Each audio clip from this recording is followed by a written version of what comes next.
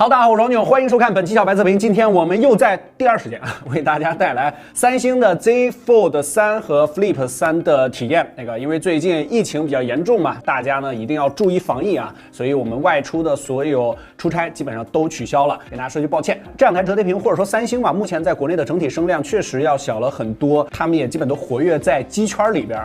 但是这次让人非常意外，也就是这个 Z Flip 3，明显三星是把它想作为一个折叠屏的出货机型来去做的。之前高高在上的折叠屏能不能平民化？这是不是你的第一台折叠屏手机？不管是你，小白测评马上开始，记得3连麦视频点赞收藏投硬币。本期视频由小白优品 APP 支持播出，喜欢二手数码的小伙伴可以去看看。以往三星在下半年的发布会呢，大家最关心的应该就是它 Note 系列，但是现在呢，这个 Note 系列直接就没发了，这个很有可能呢是被折叠屏系列呢所取代。这次它的这个 Fold 3呢也是支持手写笔的。我们先来看一下这次改变比较小的这个 Fold 3整体的 ID 设计和结构并没有改变，中间的这个缝隙也没有改变，外屏这个超长的这个尺寸也没有改变。打开之后它是 7.6 寸，然后还是 UTG 的玻璃，但是这次呢，它内外屏全部都加上了120赫兹高刷。之前这个内外屏是有这个刷新率的撕裂感，而且还注意到一个细节就是它这个外屏6.2寸。官方表示呢，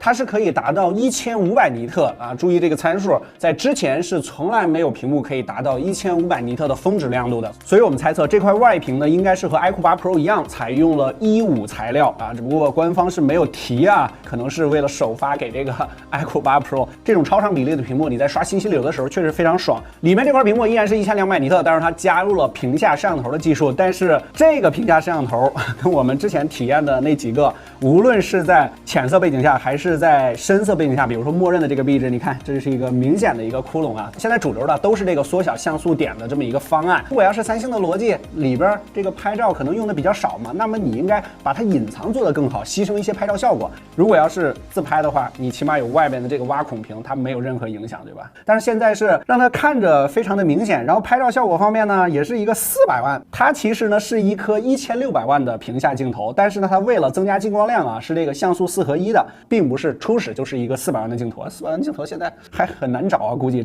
供应链都不会生产这种镜头了。实拍大家都看到了，不要抱太高的期望。这次它在结构方面其实还是有不少优化的，比如说它加入了8级的这个防水 IP_8也就是它防尘是不太行的，但是防水没有问题。对于折叠屏来说，这个真的是非常非常难的，因为它这是有一个转轴铰链的，你让一个转轴铰链可以咬合的地方来进行防水，确实点赞这个有2把刷子。然后重量方面，它比上一代还减轻了11克，这是271克的重量，然后电池只缩小了100毫安时，4400毫安时的一个电池，但是充电依然是比较低，25瓦的有线，然后10瓦的无线。这次的这个阻尼感我感觉照上一代好像是有一些提升，尤其是在小角度的时候，这个上一代这个小角度其实你能感觉到它是有一点回弹在这个位置，但是这个明显感觉铰链更紧了，我觉得应该是加入了防水的这个结构，使它变得更紧了这个一些。这个绿色其实和 Flip 3这个是不一样的，大家可以看一下这个颜色的对比，你更喜欢哪一个呢？其实我更倾向于 Flip 3的这个，它是一个磨砂的，有点那种军绿色的感觉，把光打上去的时候，它这个镜头模组是一个红绿灯的一个形式这个参数给大家打出来都是1200万的。拍照一直不是 Fold 的主打，但是它至于折叠屏也有一些小设计，小姐妹如果自拍的时候，这个跟 Fold 是一样的特别像一个小电脑这样操作逻辑上还是希望你能打开来进行使用并不是外屏的一个操作逻辑。你像 Mate X2其实它就是外屏的一个操作逻辑。价格先行者呢依然是15999，也没有什么改变。但是这场发布会的重点非常明显，就是 Flip 3。这台机器外观 ID 方面呢，他们都采用了一个叫装甲铝合金的一个新的一个材质其实就是加强版的这个铝合金的结构，说是更加耐用了。Flip 3的中框呢也是变成了直角，但是它也挺圆润的然后依然是6.7寸120赫兹的一个这种竖折的这种屏幕。后背这块玻璃非常有意思，它是一整块玻璃因为我没拿到真机之前，我以为它是2块玻璃拼接的，它是一块玻璃，然后中间呢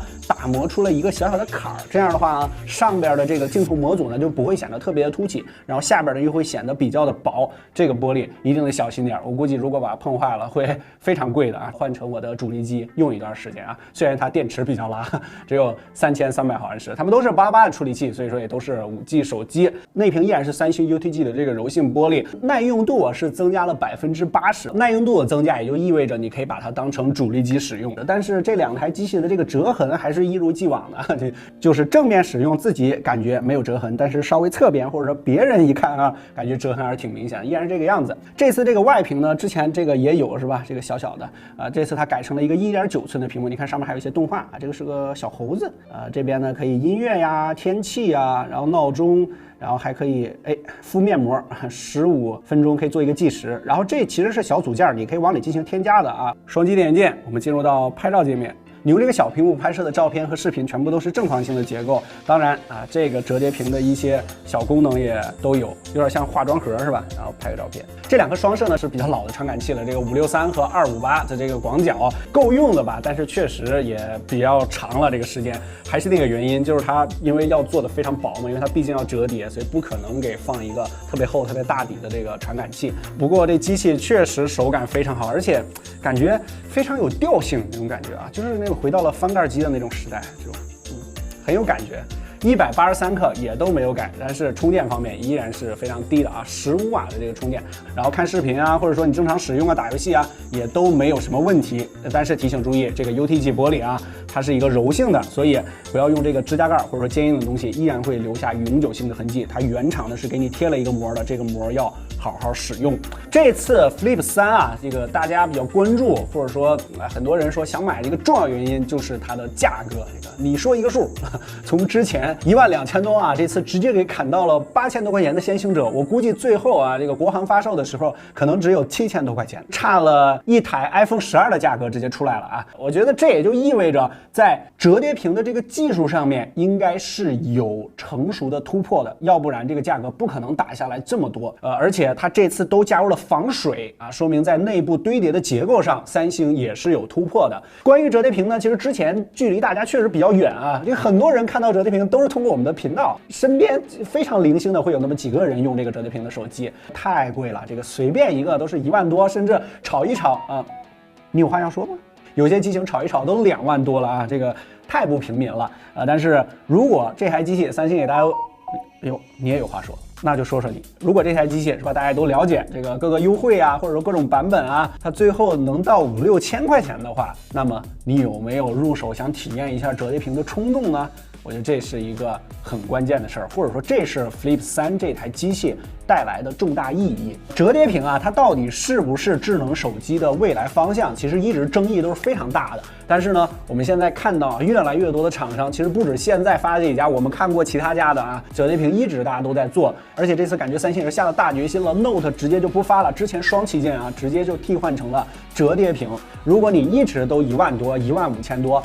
它永远也成熟不了，它永远也起不了量。一项技术的这个成熟啊，必须是大众产品都用上了之后，它的价格才会下来。比如说几千块钱了，大家都能用上了，才能反推产业链来去更加的专注这项技术，然后量更多，然后把价格做得也更低，让更多人感受到科技的进步。之前我们也体验过很多概念性的产品，或者说一些非常前沿的这个技术，但是一说到价格，或者说一说到体验的时候，我感觉很多人都是在喷啊，或者说在骂它什么智商税啊。新的技术、新的产业或者新的材料，永远都要走这一条路，由实验室啊做到工程机，由工程机再到小批量，然后再大规模的量产，一定是一步一步走的，而这个价格是一步一步降低的。尤其是机友啊，我觉得大家在看到新的材料、新的技术的时候，尼克斯现在确实不需要，而且它也确实贵，但是真的没有必要去喷去酸，因为所有新技术都要这样。你现在已经用上的这些东西，比如说啊高清的2K 屏幕、1080p 的屏幕。或者说屏下指纹识别，都是由大几千块钱甚至上万元的这个成本一点做下来的。这个我觉得这是一个机友成熟的一个标志吧。这个一个新的技术或者材料出来的时候，先别着急喷，让子弹飞一会儿，没准后面就会发生什么改变。想一想，5000块钱做一个这样的折叠屏手机，男生就不说了，这个女生很难不心动啊。这个上一代就已经非常能说明问题了啊，价格也是一步一步降的。如果真的在现在的基础上